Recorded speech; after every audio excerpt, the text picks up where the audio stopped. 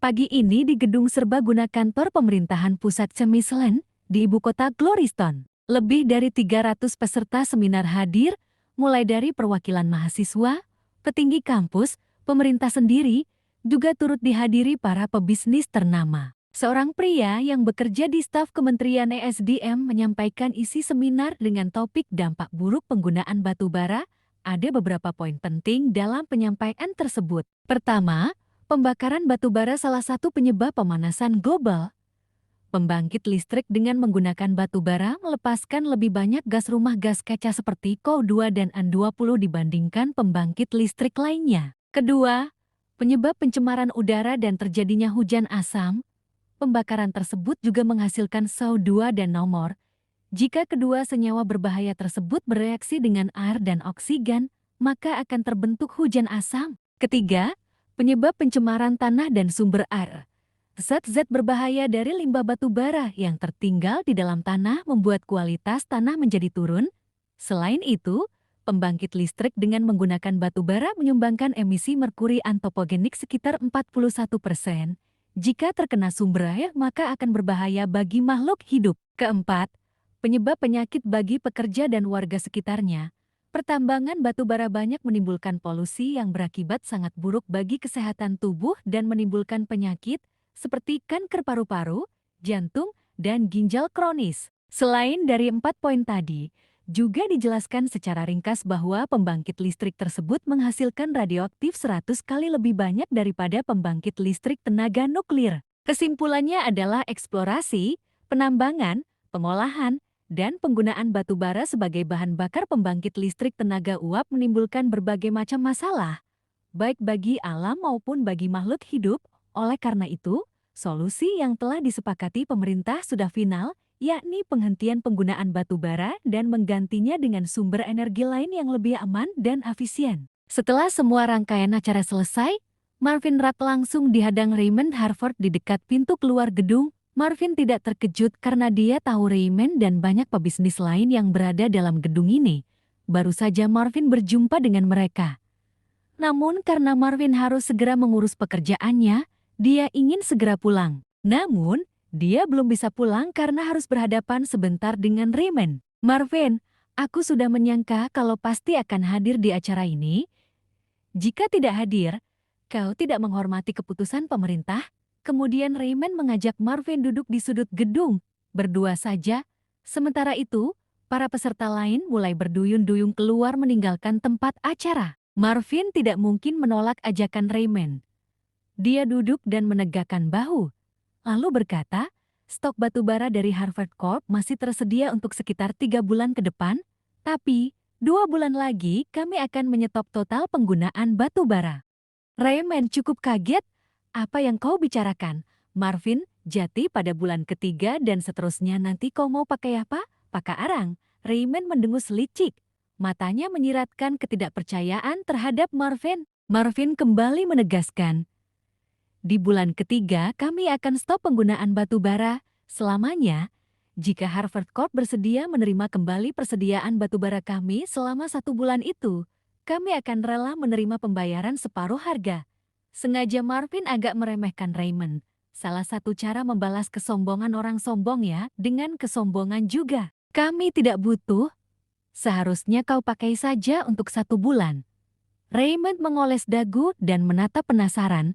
Jati, kau mau pakai apa? Raki, kalau tidak pakai batu bara? Tanyanya sambil mengernyitkan jidat. Untuk apa kau mengurusi bisnis keluarga Rak yang amat kecil ini? Apa kepentinganmu? Lebih baik kau urus One Tesla milikmu saja. Raymond, kau masih punya waktu 3 bulan untuk berpikir. Ingat, pemerintah hanya membataskan selama 3 bulan ini saja. Setelah itu, batu bara di Cemislen akan disingkirkan. Harvard Corp tidak akan pernah menyuplai lagi batu bara ke Rak Electra dan 1 pembangkit milik pemerintah. Meski mereka hanya bisa melakukan ekspor ke luar negeri, tetap pemasukan mereka otomatis akan berkurang. Selain itu, mereka juga harus mencari pengganti batu bara tersebut sesegera mungkin, karena jika tidak, pembangkit mereka tidak bisa beroperasi. Sebagai pebisnis yang punya network cukup luas, Raymond sudah mendengar soal ada 1 pebisnis di Cemislen berasal dari keluarga Rak.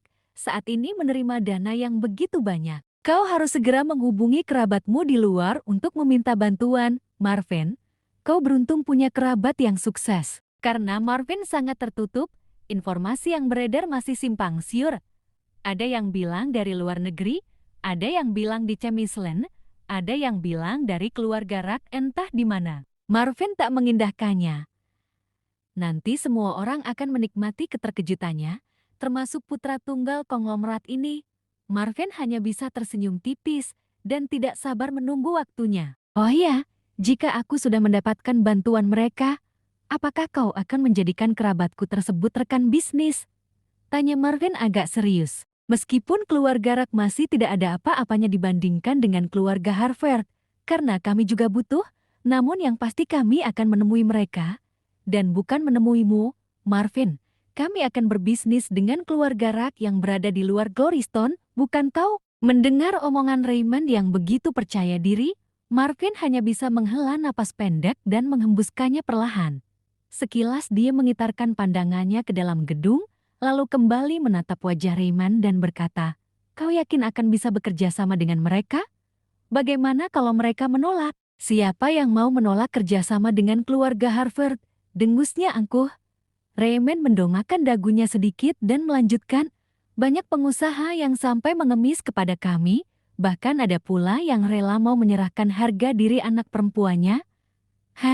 Raymond menghunjamkan pandangannya ke mata Marvin, bermaksud menyindir, hampir saja jeti. Marvin tahu kalau Raymond sedang menghibahi istrinya.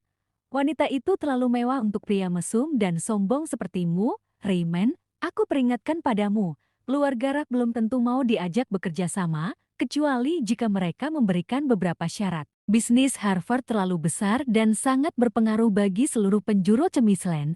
Tidak bisa dipungkiri bahwa hingga saat ini, mereka tetap berada di nomor 1.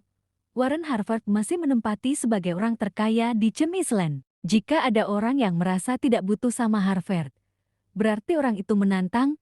Ya, karena Marvin adalah sang penantang. Raymond melipat tangan di dada dan berkata congkak, "Aku pastikan, keluarga Rak itu bahkan mereka yang menawarkan kerjasama kepada kami, bukan sebaliknya." Mendengar itu, Marvin cuma bisa mengulas senyum datar, lalu berkata yakin, "Itu menurutmu, menurutku, orang Harvard akan memelas minta bantuan kepada keluarga Rak." Belum sempat Raymond angkat bicara, tiba-tiba Selin Wilmer bersama satu bodyguardnya datang menghampiri. "Tuan Rak, apa kabar?" sapanya. Merasa tidak lebih dihargai, Raymond malah memberikan sahutan. "Hah? Nona Walma, seharusnya kau menyapa aku terlebih dahulu."